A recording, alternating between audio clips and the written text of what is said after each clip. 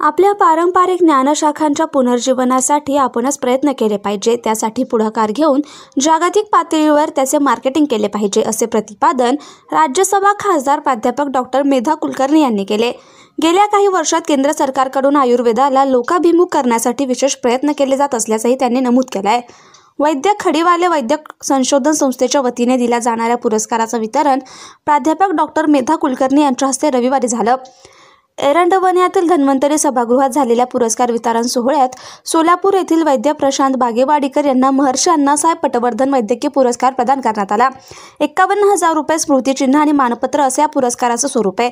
संस्थेचे कार्यकारी विश्वस्त वैद्य विनायक पंडित खडीवाले, पुरस्कार निवड समितीचे अध्यक्ष वैद्य सरदेशमुख, सचिव वैद्य योगेश आणि कोडबोले, विश्वस्त वैद्य संगीता खडीवाले, विश्वस्त वैद्य निखिल खडीवाले, विश्वस्त वैद्य विवेक साने, विश्वस्त जयश्री टावरे आदी उपस्थित होते.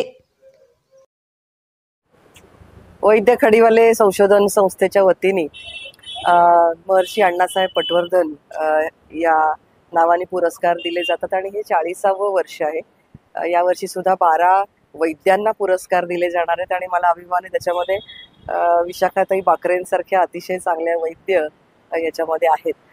तर सातत्याने एखादा कार्यक्रम करत राहणं आणि आयुर्वेद क्षेत्रामध्ये ज्यांनी काम केलेलं आहे अशा वैद्यांना प्रोत्साहन देणं, त्यांच्या माध्यमातून जी वैद्यकीय सेवा झाली आहे त्याला कुठेतरी एक प्रशस्तीपत्रक देणं हे खूप मोठं मोलाचं काम खडीवाले वैद्य संशोधन संस्थेच्या वतीने होतंय आणि मला आनंद वाटतोय की मी या कार्यक्रमाला आज उपस्थित राहू शकले. सगळ्या वैद्यांना खूप मनापासून हार्दिक शुभेच्छा.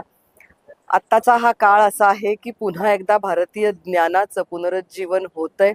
आयुर्वेद हा आपला खास असा मुद्दा आहे की जो भारतीय ज्ञान जे अखंड वाहत आलेला आहे आणि प्रामुख्याने माननीय मोदीजींच्या या कार्यकाळामध्ये आयुष मंत्रालय असेल किंवा अन्य माध्यमातून सुद्धा आयुर्वेदाला खूप चांगले दिवस, योगाला चांगले दिवस, आयुर्वेदाला चांगले दिवस आलेले आहेत. तर याचा प्रसार झाला पाहिजे. हे चांगलं अतिशय पुरातन असं ज्ञान आहे आणि कुठल्याही प्रकारची हानी आयुर्वेदिक औषधं घेतल्यानंतर होत नाहीत. आता हे लोकांपर्यंत पोहोचायला लागले आणि देशातच नाही तर विदेशात सुद्धा आयुर्वेदाची औषधं ही मागवली जात आहेत. ही फार जमेची बाजू आहे. ही पावती आहे आपल्या ज्ञानाला मिळालेली आणि याच्यासाठी केंद्र शासन जे आहे हे जेवढं काही करता येईल या क्षेत्रासाठी तेवढं करत आहे. मी पुन्हा एकदा क्षेत्राला मनापासून हार्दिक शुभेच्छा देते. ज्यांना आज पुरस्कार मिळालेले आहेत त्यांचं खूप मनापासून अभिनंदन करते.